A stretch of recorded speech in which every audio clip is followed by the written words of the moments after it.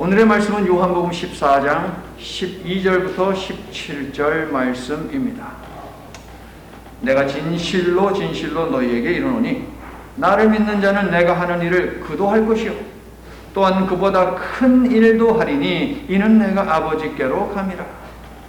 너희가 내 이름으로 무엇을 구하든지 내가 행하리니 이는 아버지로 하여금 아들로 말미암아 영광을 받으시게 하려 함이라. 내 이름으로 무엇이든지 내게 구하면 내가 행하리라. 너희가 나를 사랑하면 나의 계명을 지키리라. 내가 아버지께 구하겠으니 그가 또 다른 보혜사를 너희에게 주사 영원토록 너희와 함께 있게 하시리니 17절 함께 시작. 그는 진리의 영이라. 세상은 능히 그를 받지 못하나니 이는 그를 보지도 못하고 알지도 못합니다. 그러나 너희는 그를 아나니 그는 너희와 함께 거하시며 또 너희 속에 계시겠습니다. 아멘. 요한복음 14장은 제자들의 질문과 예수님의 대답으로 이루어져 있습니다. 제자들의 질문은 한결같이 이성에 근거한 우문이고요. 예수님의 대답은 또한 한결같이 하나님께 기초한 현답입니다. 제자들이 왜 우문을 질문했는가? 예수님께서 그들과 함께하면서 많은 것을 가르치셨고 많은 것을 보이셨지만 그것들을 통해서 그들은 하나님을 보지 못했기 때문입니다. 예수님께서 기억자를 가르쳐 주셨습니다. 이것이 기억이다, 이것이 기억이다, 수도 없이 이것이 기억이다. 그리고 예수님이 묻습니다. 자, 기억자가 어떻게 생겼다고? 제자들이 몰라요. 기억자가 어떻게 생겼는지. 그래서 예수님이 낫을 가지고 와서 낫을 보여줬습니다. 낫을 보여주면서 야, 기억자가 어떻게 생겼냐고. 그런데도 몰라요.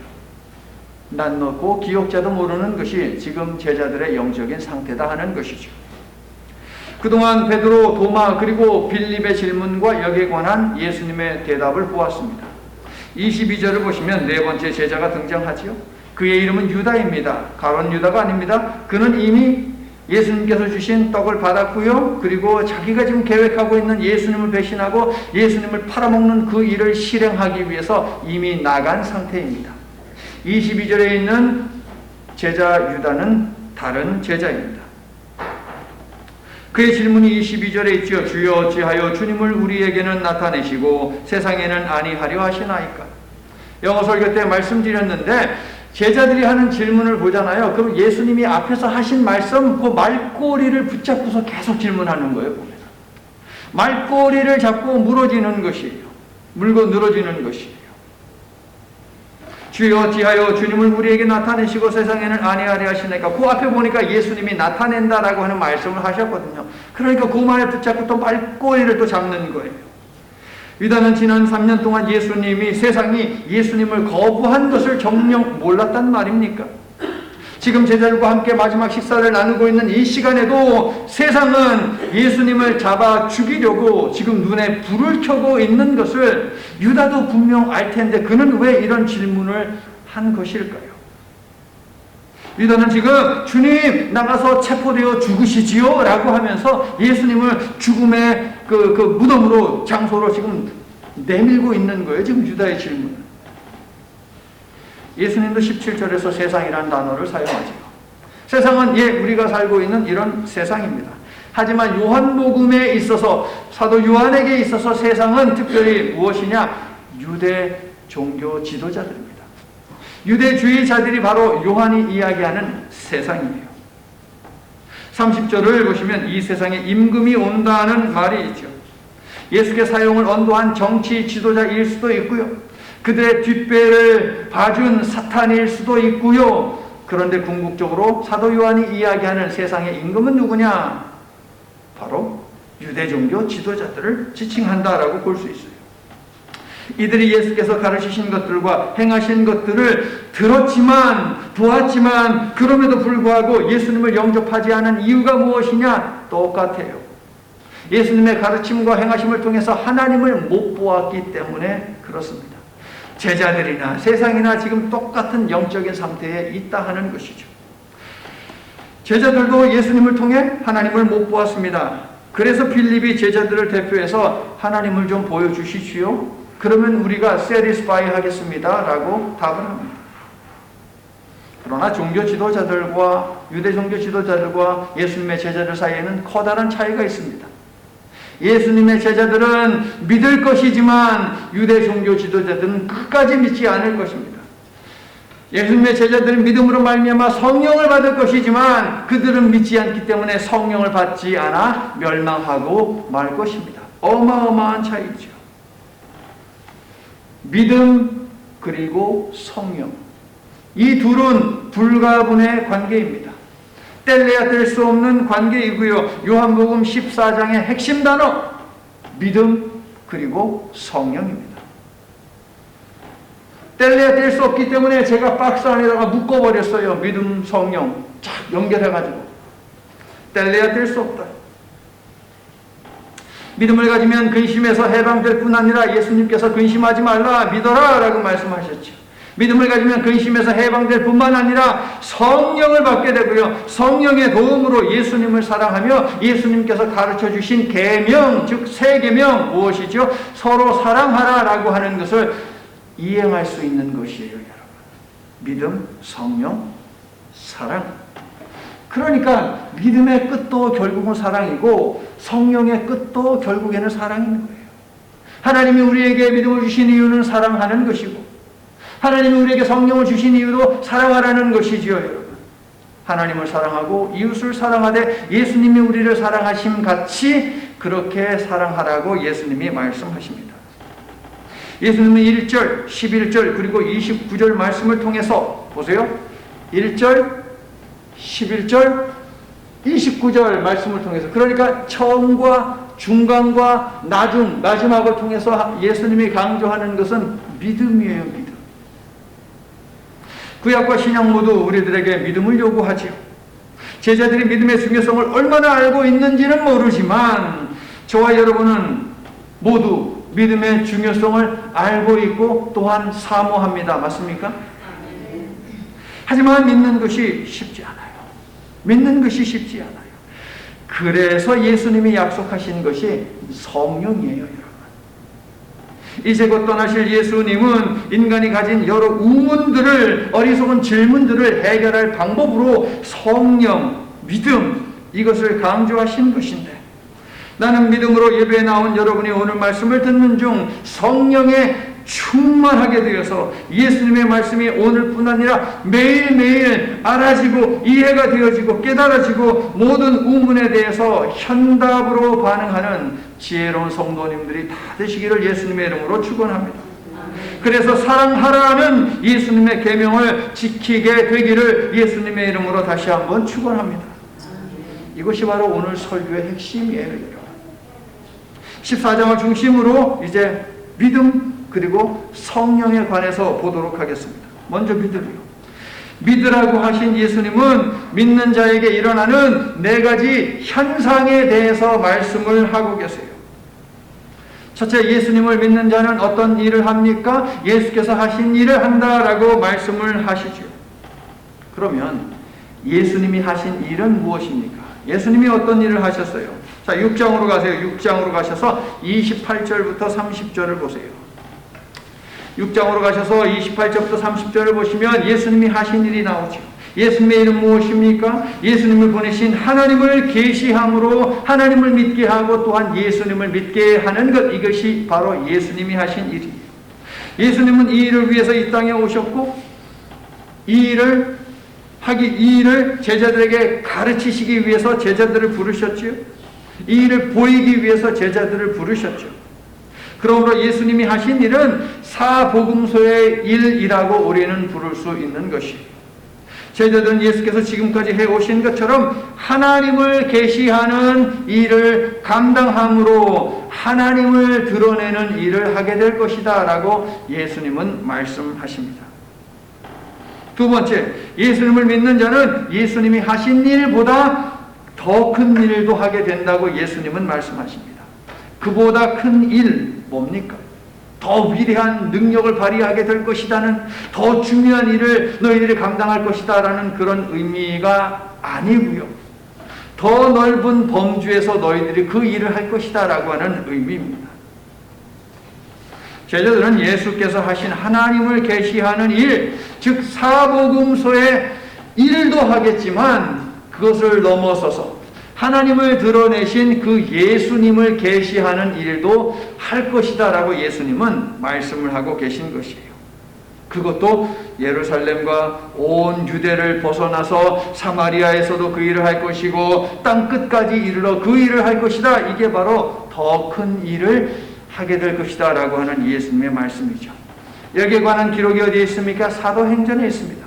그러므로 예수님이 말씀하신 내가 한 일보다 더 큰 일을 너희들이 할 것이다 라고 할 때 더 큰 일은 무엇이냐? 사도행전의 일을 너희들이 할 것이다 라는 말씀인 것이에요. 그런데 여러분, 이 사도행전이 기록하고 있는 일, 바로 저와 여러분이 해야 하는 일이에요. 그러므로 나는 여러분에게 성령이 임함으로 말미암아 사도행전에 기록된 그 일도 넉넉히 감당할 수 있기를 예수님의 이름으로 축원하는 바입니다. 자, 믿음에 일어나는 세 번째 현상은 무엇입니까? 무엇이든 예수님의 이름으로 구하면 예수께서 행하신다는 것이에요.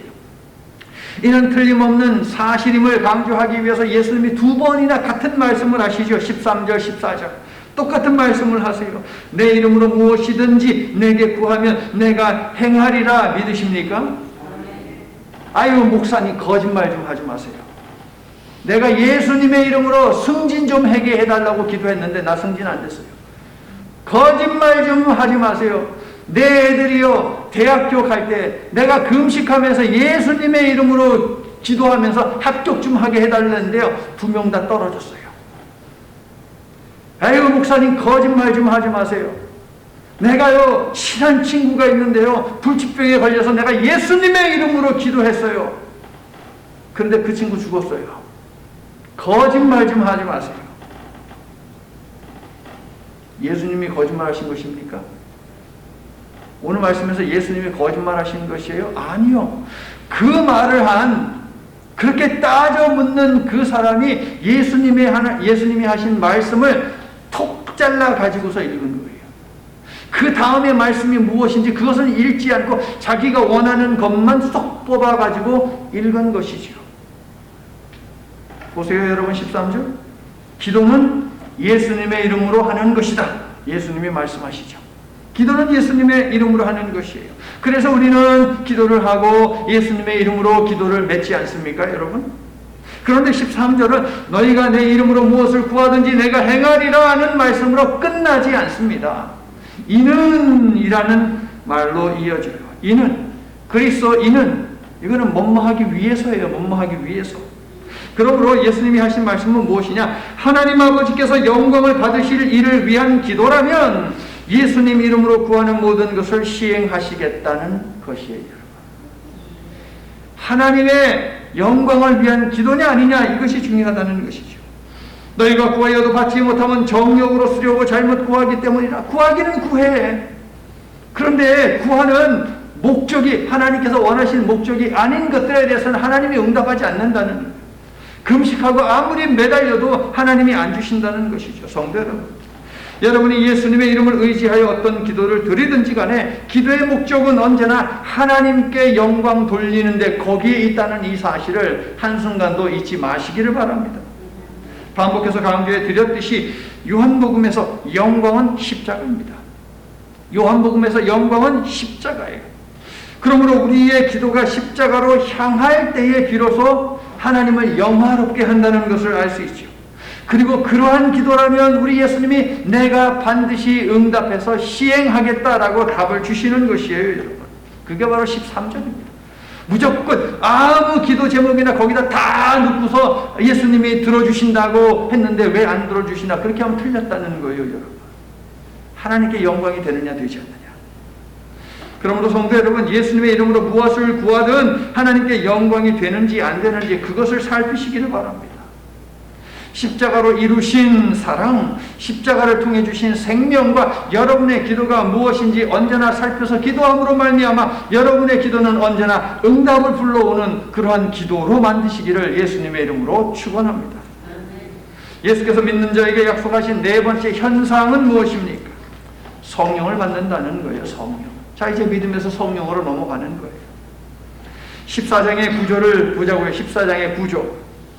1절과 11절, 그러니까 처음과 중간에서 예수님은 믿음을 강조하십니다. 자, 1절, 저를 보세요. 1절, 11절에서 믿음을 강조하세요. 그리고 나서 예수님은 성령을 강조하시는데 16절, 17절, 그리고 26절에서 성령에 대한 약속과 성령이 어떤 일을 하는지에 대해서 예수님이 설명을 하세요. 그리고 29절에서 다시 믿음을 1절하고 똑같은 말씀을 주세요. 그러면서 믿음을 강조하세요. 자, 보세요. 처음과 중간에서 믿음을 강조하십니다. 맨 마지막에서 믿음을 강조하십니다.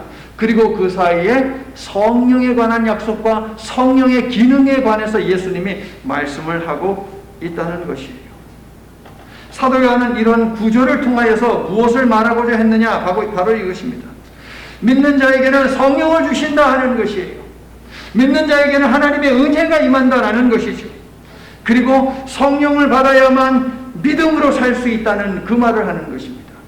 믿음을 강조했습니다. 그 다음에 성령이 나옵니다. 믿는 자에게 우리 예수님이 성령을 선물로 은혜를 주신다는 것이에요. 성령을 받을 때에 우리가 믿음으로 서로를 사랑하며 살아갈 수 있다는 것이죠. 이것은 성화에 대한 책임이죠. 은혜와 성화, 이것이 가치가 있어요. 자, 이제 성령에 대해서 볼 텐데요. 자, 오늘 본문 세 곳에서 성령에 관한 언급이 찾아집니다. 자, 이제 볼펜을 꾹 쥐시고요. 성령에 관한 언급, 자, 밑줄을 그어 볼게요. 16절 쭉 보시면 또 다른 보혜사, 밑줄. 17절 진리의 영. 자, 26절로 넘어가세요. 보혜사 곧 아버지께서 내 이름으로 보내실 성령, 밑줄 그으셨죠? 자, 뒤로 넘어갈게요. 16장 7절을 보시면 거기에 또 보혜사가 있습니다.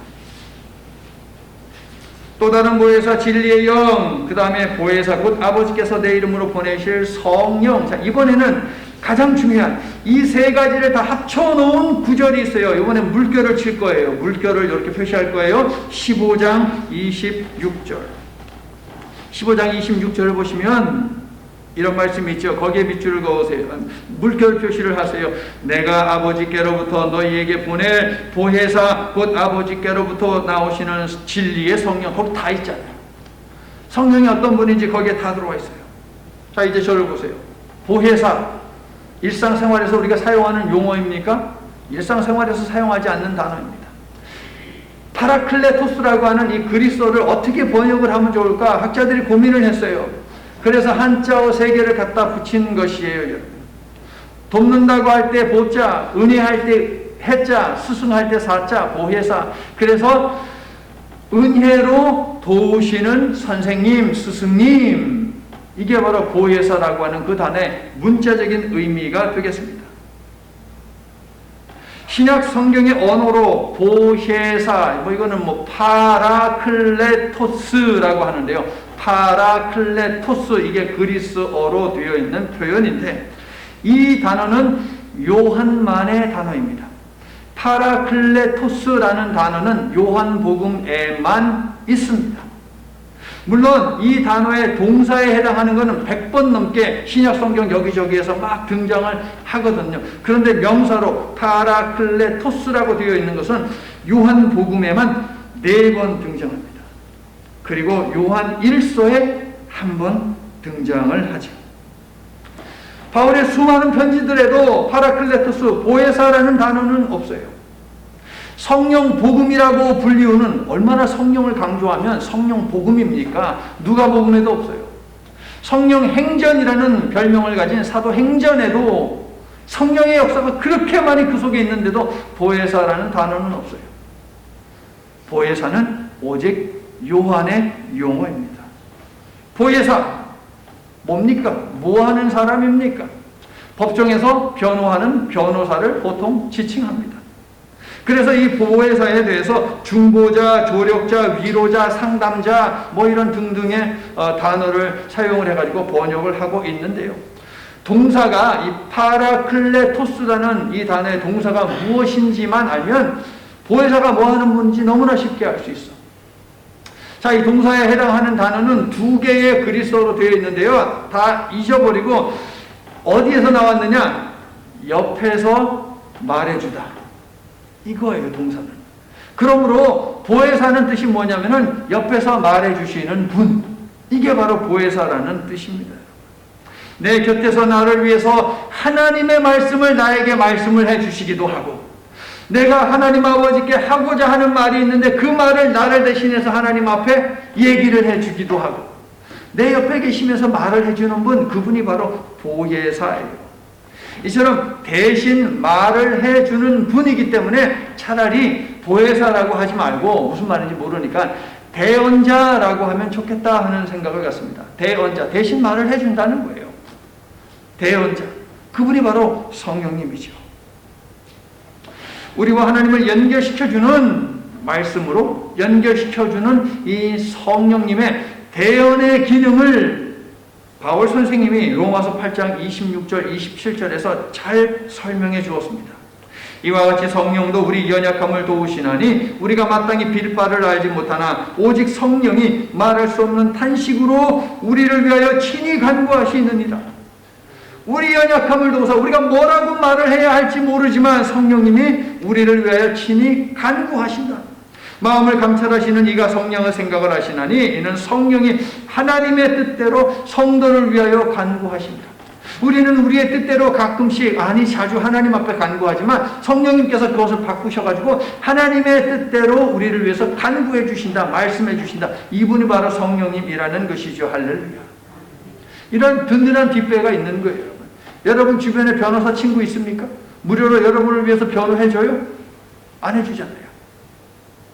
그런데 성령님이 있다고요. 변호사 성령님이 계신다고요. 그런데 그 변호사 성령님은 누구와 연결시켜주느냐? 세상을 지으신, 세상을 지배하시는 그 하나님과 연결을 시켜주신다는 사실입니다. 이 성령님이 항상 여러분 곁에 계시며 여러분을 하나님과 연결시켜주고 계신다 하는 이 사실을 믿으며 당당하게 살아가시기를 예수님의 이름으로 축원합니다. 자, 요한복음에서 성령님을 4번이나 보혜사라고 부르는 분은 누구일까? 예수님이에요. 예수님이 성령님을 가리켜서 보혜사, 보혜사, 보혜사, 보혜사 4번 요한복음에서 말씀을 하고 계세요. 요한복음에서. 그런데 16절을 보니까 뭐라고 이야기합니까? 밑줄 긋은 거 읽어주세요. 16절 또 다른 보혜사, 또 다른 보혜사. 이 말씀은 성령님 외에 다른 보혜사가 있다는 말씀이죠. 그가 누구입니까? 이제 요한 1서를 볼게요. 하나 남은 거. 요한 1서 2장 1절. 저와 여러분이 읽을 거예요. 요한 1서 2장 1절 말씀. 아주 중요합니다. 여러분이 물결 쳐야 하는 데를 제가 말씀드릴게요. 자, 저와 여러분이 함께 요한 1서 2장 1절을 읽습니다. 시작. 나의 자녀들아, 내가 이것을 너에게 쓰면 너희로 죄를 범하지 않게 하려 함이다. 만일 누가 죄를 범하여도, 자, 그 다음에는 물결 표시 쭉 할 거예요. 하나님 앞에서 우리에게 대언자가 있으니 같이 읽어요. 곧 의로우신 예수 그리스도시라. 물결 표시 다 하셨죠. 또 다른 보혜사라고 이야기하잖아요. 그러면 이 보혜사, 성령님이 오기 전에 이미 보혜사가 있다는 거거든요. 누구래요? 예수님이래요, 여러분. 자, 대언자에다가 동그라미 치시고 예수 그리스도에다가 동그라미 치세요. 자, 이 구절 요한일서 2장 1절 안에 자, 보혜사가 어디에 있습니까? 보혜사라는 단어가 있습니까? 없습니까? 없네요. 근데 보혜사가 제가 있다가 그랬잖아요. 어디 있어요? 대언자. 대언자가 바로 보혜사예요. 똑같은 단어예요. 파라클레토스인데 요한복음에서는 보혜사라고 하고 요한일서 2장 1절에서는 대언자라고 하고 있는데, 제가 아까 뭐라고 말씀드렸잖아요. 보혜사는 우리가 사용하지 않는 단어니까 차라리 번역할 때에 대신 말을 해주는 분, 대언자니까 대언자로 하면 좋겠다라고 말씀드렸잖아요. 요한일서에서는 그렇게 번역을 하고 있어요, 여러분. 대언자, 보혜사, 바로 예수 그리스도가 그분이라는 거예요. 예수님이 대언자로 이 땅에 오셨다는 것이죠.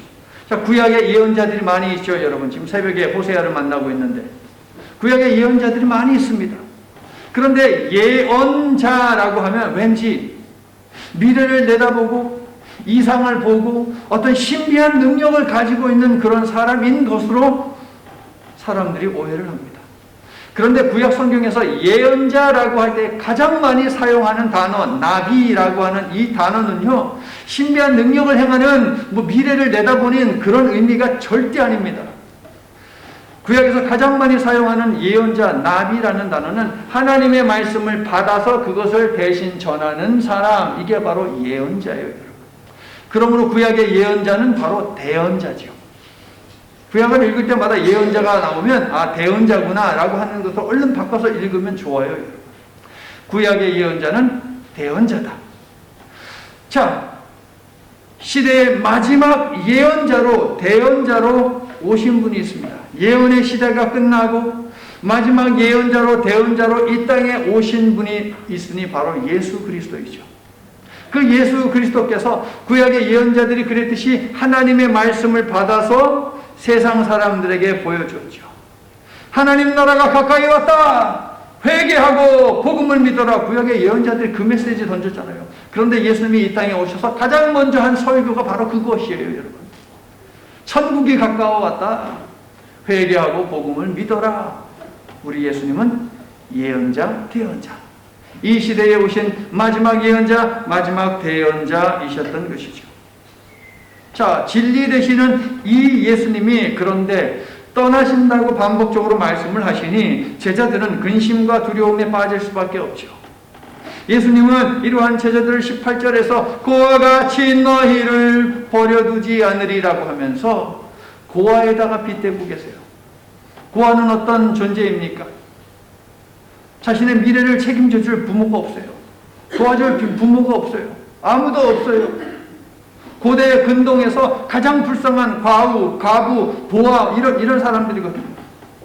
누가 돕지 않으면 굶어 죽을 수밖에 없는, 그래서 인생 자체가 두려움으로 가득한 인생, 이게 바로 고아거든요. 자신의 미래를 위해 도움을 줄 보호자가 없습니다. 그래서 암담합니다. 제자들은 고아가 되어버린 그런 마음이었던 것이죠. 예수님의 주옥 같은 말씀들은 하나같이 모든 제자들의 마음을 설레게 하고 심장을 뜨겁게 하지만 예수님이 떠난다면 부활도 없고 진리도 없고 생명도 없고 다 의미 없는 것이 아닌가요? 예수님은 제자들과 함께 살 집을 준비하러 가신다고 하시는데 아무리 좋은 집이여도 예수님이 계시지 않는다면 그 집에 어떻게 갈 수 있다는 말입니까? 다 소용없는 것 아니에요? 제자들이 그 질문을 한 거예요, 여러분. 베드로와 도마와 빌립과 유다 모두 다 그 질문을 한 것이에요. 제자들의 우문, 어리석은 질문은 결국 보혜사 예수님의 부재에 골문하느라 영적으로 깨어있지 못한 데서 찾아온 것이지요. 그래서 예수님이 최종적인 대언자를 보내주시겠다고 약속을 하시는 것이에요. 그분이 누구예요? 성령님이요, 성령. 예언의 시대가 끝나고 예수님이 오셨는데 그 예수님이 진리야, 진리. 그런데 진리 대신 그 예수님, 이 시대의 마지막 예언자, 대언자, 보혜사가 떠나신대요. 그러면 모든 게 다 끝나는 거잖아요. 그래서 그 염려에 빠져있는 제자들을 위해서 아니야, 또 다른 진리, 또 다른 대언자 다 온다. 내가 보낼 것이야. 나는 너희들과 잠깐 살다가 가지만 이 성령님은 너희와 영원히 있다라고 하는 것이죠. 할렐루야. 그러므로 진리도 영원하고 진리를 통하여서 저 영원한 천국에 가는 그 방법과 그 시간도 영원하다라고 예수님이 알려주고 계시는 것이죠. 지난 주일에 길은 방향이고 생명은 그 길 끝에 있는 목적이다라고 말씀을 드렸습니다. 진리는 뭐라고 말씀드렸습니까? 진리는 조명이라고 말씀을 드렸어요. 길을 비춰주는 조명. 예수님은 진리이신데 가야 하는 길을 비춰주는 진리 대신 예수님이 떠나면 누가 길을 비춰주어서 길을 잘 선택해서 가도록 만들어준다는 것입니까? 이런 생각에 사로잡혀 제자들이 근심하자 그래서 예수께서 진리의 성령을 약속하시어 하늘 가는 밝은 길을 비춰주시겠다며 안심을 시켜주신 것이지요. 할렐루야. 진리가 떠나지만 진리는 여전히 있다는 것이에요. 진리에 해당하는 단어는요, 두 개의 단어가 합쳐진 것인데 무엇이냐면 감추어진 것을 드러내라 라고 하는 단어예요. 진리는 알레테이아라는 단어인데 감추어진 것을 드러내다 라고 하는 것. 그러면 진리의 성령이 나에게 임하면, 그래서 진리가 내 속에 있으면 드러낸다 그랬어요. 감추어진 것을 드러낸다. 우리는 무엇을 드러내게 되어 있다는 것이에요. 진리가 임하면, 진리의 성령이 임하면 우리는 반드시 뭔가를 드러내야 되는데 뭘 드러내야 돼요? 아까 아침에 6장에서 확인했죠. 예수님께서 하신 일이 무엇이에요? 하나님을 드러내는 일을 했잖아요. 사복음서의 일을 했잖아요. 그 일을 우리가 할 거라는 거예요. 하나님을 드러내게 될 것이다. 진리의 성령이 임하면 또한 우리는 무엇을 드러내요? 하나님을 계시하신, 하나님을 드러내신 그 예수님을 드러내게 될 것이다. 사도행전. 이 말씀을 하고 있는 것이죠. 예수님은 성령에 관한 말씀을 주시면서 특별히 드러내라고 반복하며 강조하신 것이 있습니다. 하나님을 드러내야 되고 예수님을 드러내야 되는데 무엇을 통해서 어떻게 드러내야지 되는 것입니까? 반복적으로 예수님이 강조하시는 것. 자, 21절을 보세요. 뭘 드러내라고 예수님 말씀하십니까? 21절. 나의 계명이라고 되어 있어요. 예수님이 하시는 말씀, 나의 계명, 예수님의 계명 무엇인데요? 새 계명. 옛 계명은, 즉 구약은 하나님 사랑과 이웃 사랑을 요구하지만 예수님은 자신이 보여준 사랑으로 서로 사랑하라고 명령을 주셨고요. 그것을 새 계명이라고 부르셨습니다. 13장 34절에 있죠, 여러분. 내가 너희를 사랑한 것 같이. 예수님의 사랑은 뭡니까? 보면 내가 너희를 사랑한 것 같이. 어떻게 사랑하셨어요? 예수님의 사랑은 십자가 사랑 아닙니까? 십자가 사랑. 이 사랑이라야 하나님을 영화롭게 할 수 있는데 과연 우리가 이 사랑으로 서로를 사랑하면서 하나님을 드러내고 예수님을 드러낼 수 있습니까? 테레사 수녀님이요, 21살에 인도 캘커타에 들어가게 됩니다. 그런데 그녀가 인도 캘커타에 들어갈 때 그 전에 내가 가난한 이 아이들을 돌보고 이들과 평생의 삶을 살아야지 라고 결심하지 않았습니다. 그녀는 본래 인도 캘커타에 왜 들어갔느냐? 가르치는 일을 위해서 들어갔어요. 가르치는 일을 위해서. 그런데 인도 캘커타에 도착했는데 온통 빈민들이에요. 가난한 아이들이에요. 굶어 죽어요. 헐벗었어요. 그들에게 무엇이 필요할까? 그들을 구제해야 하겠다 라고 하면서 평생을 바치게 되지요. 한 기자가 그녀에게 질문했습니다. 당신은 어떻게 그들을 사랑할 수 있었습니까? 그때 수녀님이 하신 말씀, 내가 이들을 사랑할 수 있었던 것은 나에게 사랑이 있어서가 아닙니다. 나의 사랑으로 사랑했다면 벌써 지치고 쓰러졌을 것입니다. 나는 내 힘으로는 절대 사랑할 수 없는 존재입니다. 그러나 사랑이 필요한 곳에 함께 했을 때 나는 놀라운 사실을 발견했습니다.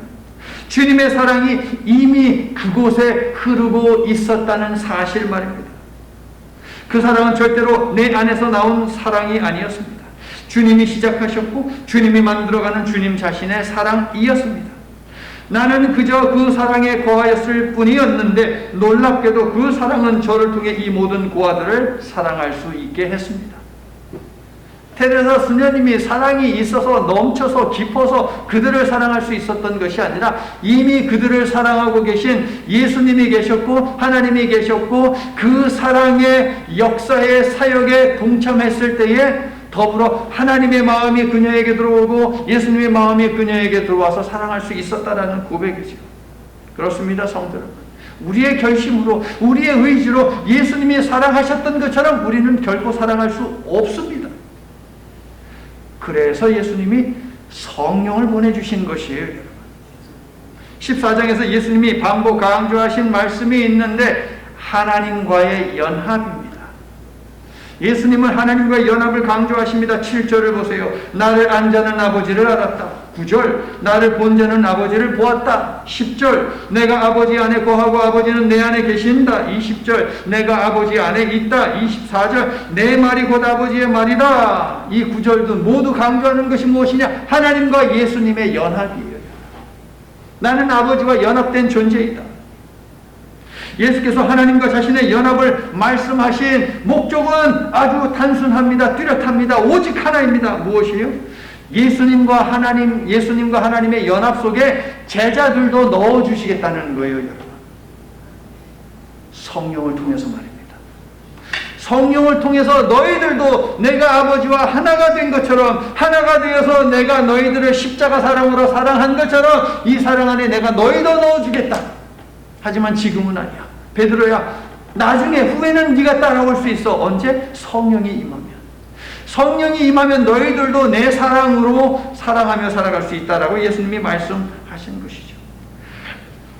테레사 수녀가 믿음으로 선교에 뛰어드니 그녀에게 성령이 임하고 성령이 임하니 테레사 수녀는 하나님과 예수님의 연합관계 속으로 들어가서 예수님의 사랑으로 사랑할 수 있었다 하는 사실입니다. 자, 20절을 읽어주세요. 시작.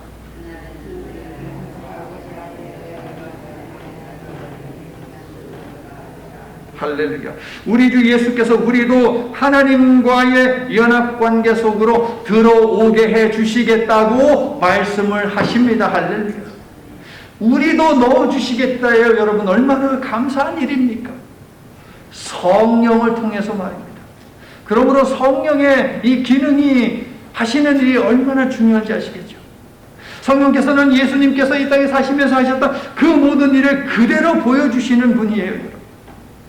오늘에 이르기까지 하나님께서 이 세상 철문을 내리실 때까지, 우주 역사에 철문을 딱 내리시고 이제는 끝, 심판 하실 때까지 성령님은 하나님의 마음을 드러내십니다.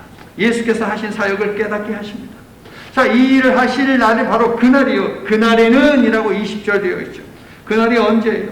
예수님의 십자가 죽음, 부활, 승천, 그 다음에 예수께서 약속하신 성령이 임할 때요. 그게 바로 그날이에요, 여러분.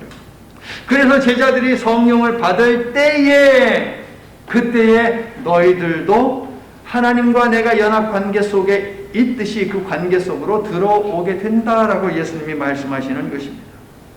성령이 임해야만 우리가 성부 하나님과 성자 예수님 안에 거하게 되고 그 사실을 알 수 있다고 예수님이 말씀하신 것입니다. 그러므로 나는 여러분이 예수님을 믿어 성령을 받고 성령을 받아 믿음이 충만해져서 서로 사랑하라는 새 계명을 기쁨으로 실천하며 살게 되기를 예수님의 이름으로 간절히 축원합니다. 이제 말씀을 마칩니다. 여러분에게는 믿음이 있습니까? 여러분은 성령 받으셨습니까? 여러분을 구원하시고 영생을 약속하신 예수께서 여러분이 믿음에 따라 살면서 여러분에게 임한 구원을 이루라고 성령을 보내주셨어요. 우리는 구원을, 내가 받은 구원을 각자가 이루어 가고 있는 존재예요, 여러분. 사도 바울 선생님이 너희 구원을 이루라 그랬어요. 구원 받은 게 끝난 게 아니에요, 여러분. 죽을 때까지 이 믿음을 지키기 위해서 우리가 애써야 하는 것이지, 한 번 바꾸서 땡! 나는 이미 다 천국에 들어간다 그러면서 온갖 악한 일을 저지른다? 지옥 가는 거예요, 여러분. 그렇게 되면. 믿음의 성도들이여, 성령 충만을 항상 사모하시기를 바랍니다. 성령의 도움으로 배우자도 사랑하고, 성령의 도움으로 자녀도 사랑하고, 성령의 도움으로 직장 동료도 사랑하고, 성령의 도움으로 원수까지도 사랑하시기를 바랍니다. 그리고 성령의 도움으로 육신의 질병도 치유받으시기를 축원합니다. 마음의 상처도 치유받으시기를 축원합니다. 예수께서 23절에서 약속하셨습니다. 성령을 통해 여러분 속에 하나님과 예수님이 거하는 천국을 만들어 주시겠다고 23절에서 말씀하십니다. 예수님을 믿음으로 성령이 충만해지고 여러분의 삶에 하나님 나라가 임하고 여러분의 가정이 천국이 되고 여러분과 여러분의 가정으로 인해 부활과 영생의 나라가 누룩처럼 부풀어 나가게 되기를 축원합니다. 여러분 주변이 복음화되는 역사가 일어나도록 성령님이 오늘도 내일도 여러분이 하나님 나라에 갈 때까지 역사해 주시기를 다시 한번 예수님의 이름으로 간절히 축원합니다. 사랑의 하나님, 약속하신 성령으로 충만한 성도, 성령으로 뜨거운 교회가 되도록 임하시옵소서. 하나님의 영에 충만하여 서로 사랑하라는 예수 그리스도의 새 계명을 지키되 대상을 가리지 않고 사랑하며 살도록 우리의 심령에 거룩한 불을 질러 주시옵소서. 우리의 언어와 눈짓과 몸짓, 우리가 가진 물질과 지식과 경험 등 모든 것들을 통원해서 서로 사랑함으로 오직 하나님의 영광만을 드러내는 인생으로 거듭나도록 도와주시옵소서. 예수님 이름으로 기도드립니다. 아멘.